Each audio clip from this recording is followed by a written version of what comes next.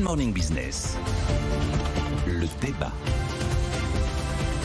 Et effectivement, c'est l'heure des comptes sur la réforme des retraites. Maintenant qu'on sait tout, l'objectif c'était quand même d'équilibrer le système. Bruno Le Maire nous dit qu'on y est. Nicolas Dos, qu'est-ce que vous répondez? Je réponds que oui, il fallait faire cette réforme parce que sinon on n'y était pas. Alors c'est certain que oui, on va y Voilà la question. On va y être ric et rac en 2030. Ça veut dire qu'en fait, rendez-vous dans 10 ans, on va remettre le couvert. Vous regardez ce qui a été annoncé, il y a des mesures qui, effectivement, permettent des économies. Les deux principales sont l'allongement de la durée de cotisation et le report de l'âge légal de départ à la retraite à 64 ans. Mais après, vous prenez les mesures qui coûtent. Pension minimum à 1 200 € brut pour tous les retraités. L'élargissement du compte professionnel de prévention, ça c'est pour la pénibilité. La création d'un fonds de l'usure professionnelle doté d'1 milliard d'euros. Toutes les mesures pour l'invalidité, le handicap, qui existaient déjà, qui ne changent pas. Les carrières longues, on a rajouté un étage sur les dispositifs de carrières longues. On ouvre des droits à la retraite pour ceux qui ont fait des travaux d'intérêt, des TUC, travaux d'utilité collectif dans les années 80. Le cumul emploi-retraite, maintenant, donne des droits à la pension, sur la pension de retraite, alors qu'auparavant il apportait un salaire mais il n'augmentait pas la pension de retraite. Idem pour les retraites progressives. Bilan des courses. On arrive en 2030 avec 17,7 milliards de ressources pour un déficit de 13,5 milliards prévu. Seulement, ça c'est un chiffre brut. Quand on ajoute tous les éléments qui vont coûter, on est à 4,8 milliards. Ah oui. Donc ça veut dire que fin 2030, en fait, eh bien, on est à 500 millions d'euros de déficit du régime de retraite. Donc on n'a plus de marge de manœuvre. Hein. Donc qu'est-ce qui s'est passé dans cette réforme qui a été présentée hier?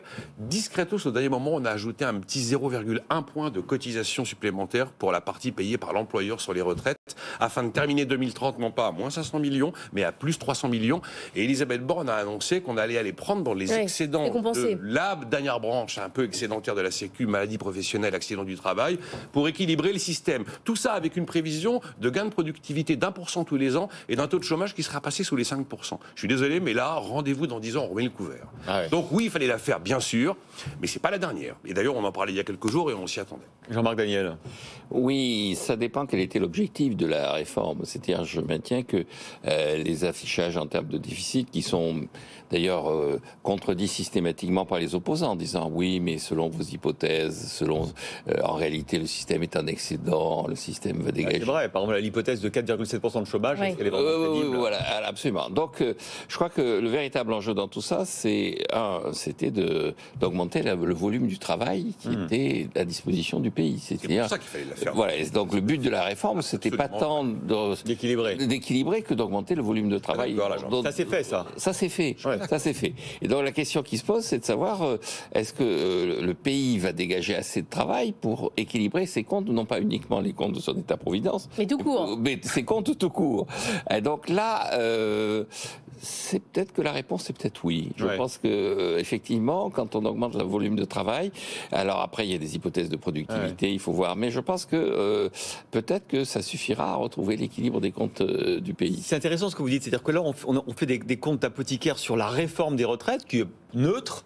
Sauf qu'il y aura plus d'impôts, il y aura plus de cotisations sur d'autres éléments. Oui, et il y aura davantage d'abord, il y aura davantage de recettes, d'une part, et d'autre part, il y aura davantage, si on augmente la production, il y aura davantage de produits à exporter. C'est vrai. C'est-à-dire que pour l'instant, les comptes extérieurs de la France sont caractérisés par le fait... Un point de PIB, a dit Bruno Le Maire hier que ça allait rapporter.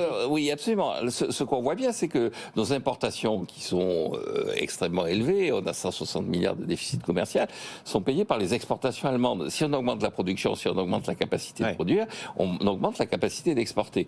Et donc je crois qu'il y avait cet objectif qui était quand même l'objectif affiché dans la référence systématique du président de la République dans ses vœux au mot travail, qui était d'augmenter effectivement la capacité de produire du pays. Et donc ça, cet objectif est réalisé. Après, Montboulier, si vous voulez, effectivement,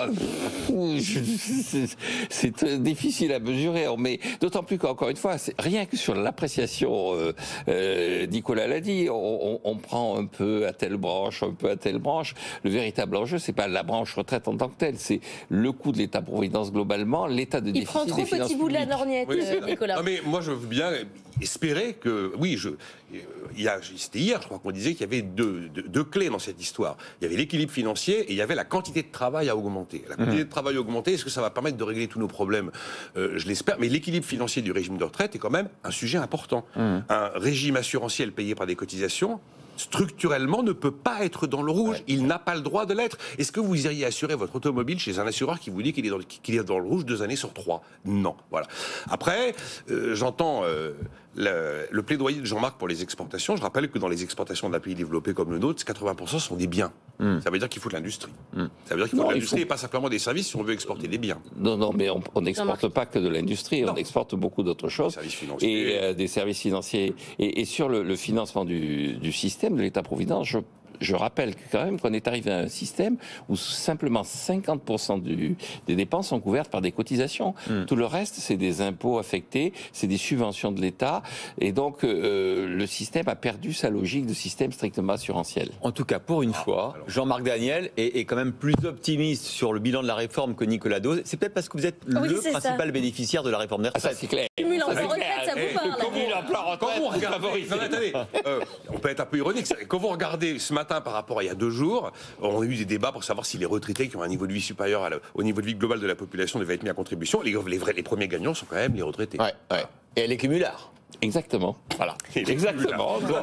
N'ayons pas peur de le dire. On va parler des seniors et des cumulards dans un instant. Vous avez vu qu'il y a quand même 1 million de seniors qui vont être en plus sur le marché du travail. Il faut quand même trouver comment on les emploie. On a une solution, nous. Oui, surtout l'employeur qui parlait avant cette chronique disait que les seniors étaient bienveillants. C'est vrai. Ça se récompense. Ça vous En tout cas, tout à fait votre cas. l'index senior, c'est vraiment de la rigolade. Eh bien, on va en reparler ensemble. Merci à tous les deux.